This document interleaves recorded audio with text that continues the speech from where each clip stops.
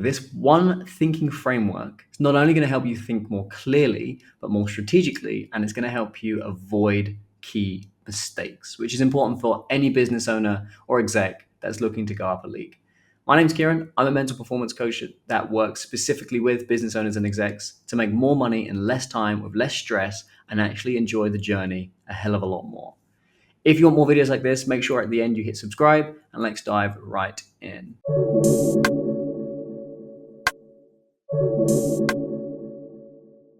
So, thinking like a king. There are 4 key archetypes in this thinking framework.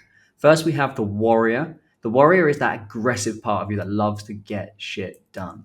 It works incredibly hard. He stands up for himself, so he initiates conflict and he plays to win. And you might be thinking, that's excellent. We want as much warrior as we can. But actually, when it's not harnessed properly, you start to waste energy and time on things that just don't matter, can create unnecessary conflict where you're in battles that you just don't need to be in, wasting time. And it takes unnecessary risks. The warrior can be very impulsive. It's like, fuck it, everything will be fine. Let's just go. Lacking that extra level of strategic thought. The next archetype is the magician. And the magician, when we get it rolling, it's highly creative. It has great ideas. It can spot opportunities. And it's really fun. It can see the connections that no one else can. It's the part of you that comes up with an idea that no one else can come up with and is very, very, very, very sharp. The downside of this archetype, when it's not harnessed properly, is it's highly distractible. This is the part of you that sees so many opportunities, it doesn't know which one to seize. It can become very anxious and very overwhelmed. This powerful imagination that you have can actually not only imagine good things, but it can actually imagine bad things. It can imagine the downside. And it's also the part of you that can lead to scarcity. It can start overthinking. It can start worrying. It can start going into there's not enough to go around for everyone. Then you have the lover. So the lover, when it's properly harnessed, is very understanding. It's loving, it's caring, it's nurturing, it connects well with others. It knows when to put an arm around the shoulder of a team member. It knows when to care and when to listen. And a lover, and this archetype is needed sometimes. We can't always be rolling around in warrior. Now, when a lover is poorly harnessed, it ends up people pleasing, it has a fear of judgment, and it does everything for everyone else at the cost of self. And this is where we've got to be careful with the lover, because if we're just giving and giving and giving and giving, this can lead to more burnout and distraction. And finally, we have the king. So the king, when it's harnessed properly, thinks strategically. It's not thinking, I need to go and get this done, or what's the next idea, or how do I need to help this person? The king looks at the entire kingdom and goes, what energy is actually required here? The king can look at the calm, the clear, and the long game.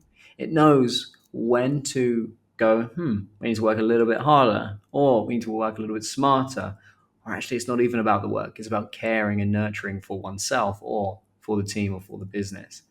And the king is precise, efficient, and effective. And it's really important that when you're making big decisions or you're caught up in the whirlwind of all the various different archetypes, that you're able to get back to king. Because otherwise, you're always going to be stuck and compromised. It knows when to deploy who. So instead of operating in your dominant archetype, I'm a warrior, so I just always do that. The king goes, hang on, warrior, let's not dive in just yet.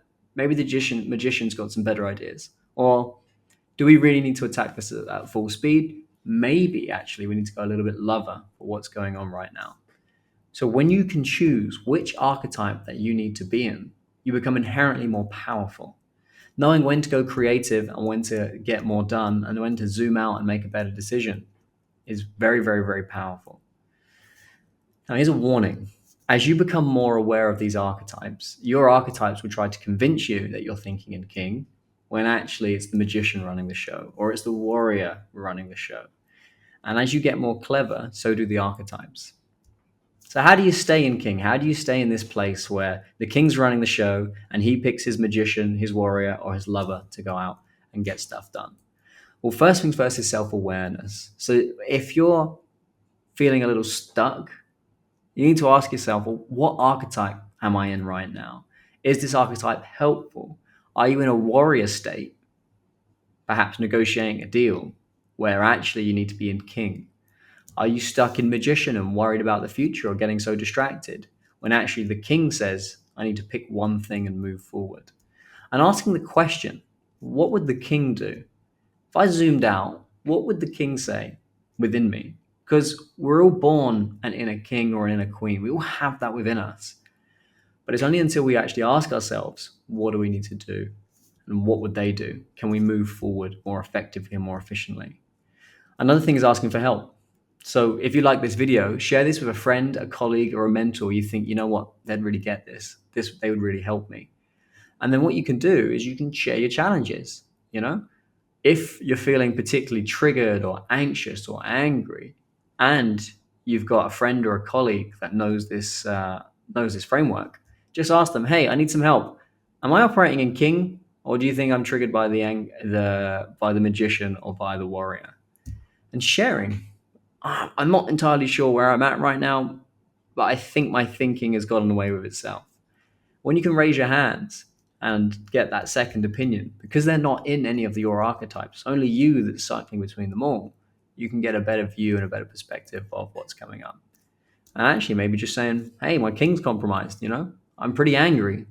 And my warrior wants to do this, but I can't see another opportunity to do anything else. What do you think?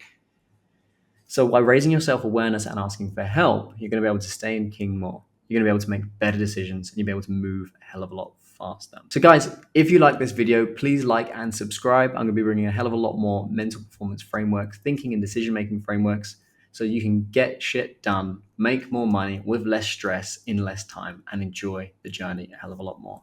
That's me. Love and strength. Catch you later.